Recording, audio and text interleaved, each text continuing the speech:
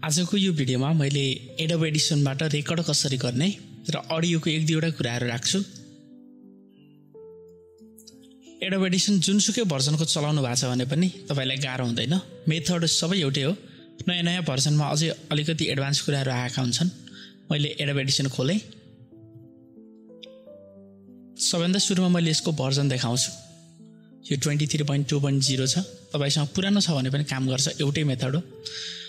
अब मैले पहिला भएको कुनै अडियोमा त्यसै माथि काम गर्छु। जस्तै कुनै पनि ट्र्याकमा गीत गाउन चाहनुहुन्छ भने अथवा कुनै भएकै अडियोमा काम गर्दै हुनुहुन्छ भने पनि मसँग एउटा जनम जनम जिउलासँग भन्ने एउटा गीत छ।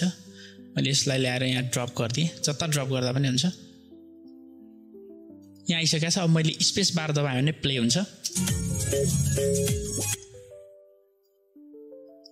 मैले अहिले कानमा सुनिरहेको छु हेडफोनमा।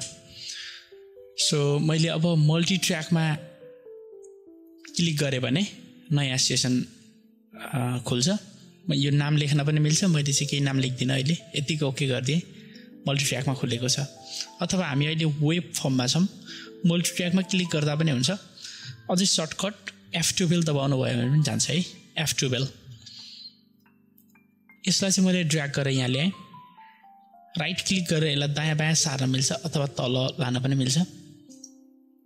मैले यसलाई फेरि स्पेस दबाएर प्ले गरेँ। अब यो लाइनमा एउटा ट्र्याक आइसकेको छ। दोस्रो लाइनमा चाहिँ हामीले गीत गाउन पाउँछौँ अथवा योभन्दा तलको जुनसुकैमा नि गाउन मिल्छ। अथवा यसलाई तल राख्नुहुन्छ भने यहीँ पनि गाउन मिल्छ। कुरा एउटै हो। अब यसमा यो म्युट भनेको चाहिँ एम भनेको चाहिँ म्युट हो।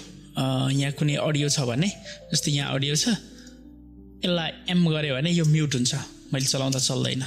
अरू तलका बज्छन् तर त्यो चाहिँ म्युट हुन्छ। यो एस भनेको चाहिँ अरू नबज्ने, यो मात्र बज्ने। एस गरायो भने जस्तै यसको एस गरायो भने अरू कहीँको अडियोहरू पनि बज्दैन, यहाँको मात्र बज्छ। यो आर भनेको रेकर्ड हो। यो आई भनेको चाहिँ इनपुट मोनिटरिङ हो।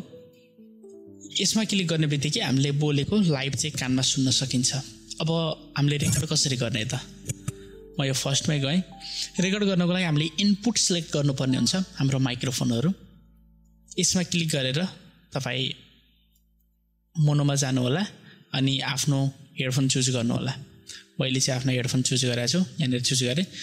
यस्तो अप्सनहरू के देखाएको छैन भने चाहिँ यहाँबाट अडियो हार्डवेयरमा जान मिल्छ अथवा एडिटमा गएर प्रेफरेन्समा गएर अडियो हार्डवेयरमा गएर तपाईँले आफ्नो हार्डवेयर चाहिँ सिलेक्ट गर्नुहोला।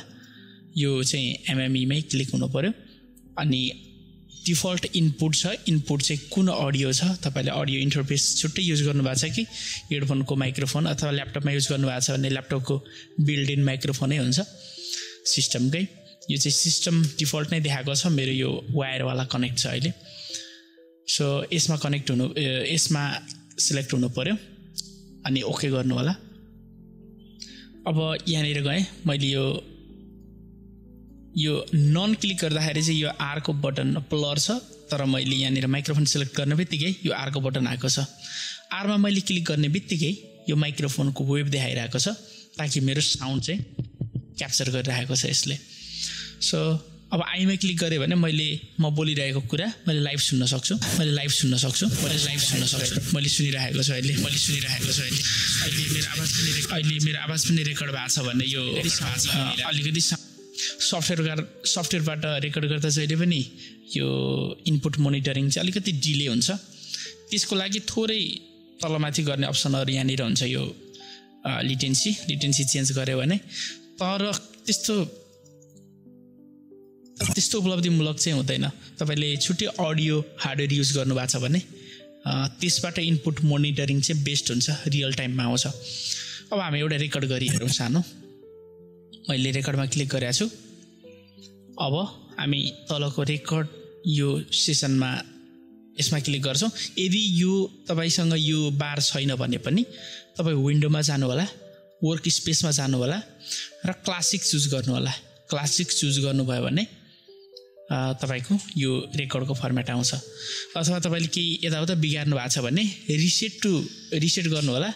रिसेट गर्नुभयो भने फेरि जस्ता जस्तै सुरुबाट आउँछ।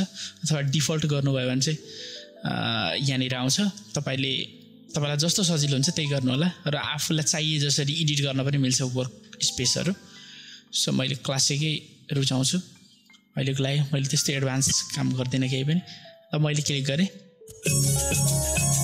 रेकर्ड भइरहेको छ, ब्याकग्राउन्डमा गीत बजिरहेछ, बाहिर रेकर्ड भइरहेछ। हेलो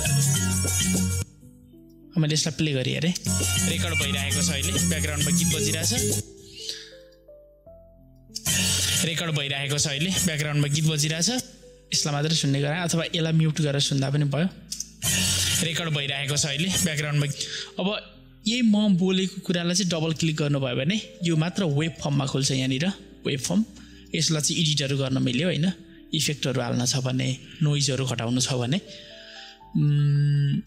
अनि फेरि F12 दबाउनु भने यतै जान्छ। यो यता जुन एडिट गर्नुहुन्छ, जे एडिट गर्नुहुन्छ त्यही नै तपाईँको उता पुग्छ है त। यहाँ ऊ भएर आइसकेको छ। अहिलेको लागि यति नै। अर्को भिडियोमा मैले यो अडियोमा हुने अथवा पोडकास्टमा हुने नोइजहरू घटाउने विषयमा भिडियो बनाउँछु। अब यो पछाडि माइक्रोफोनको साउन्ड आएको हुन्छ, त्यसलाई चाहिँ हामीले कसरी घटाउने भन्ने कुराहरू मैले राख्छु।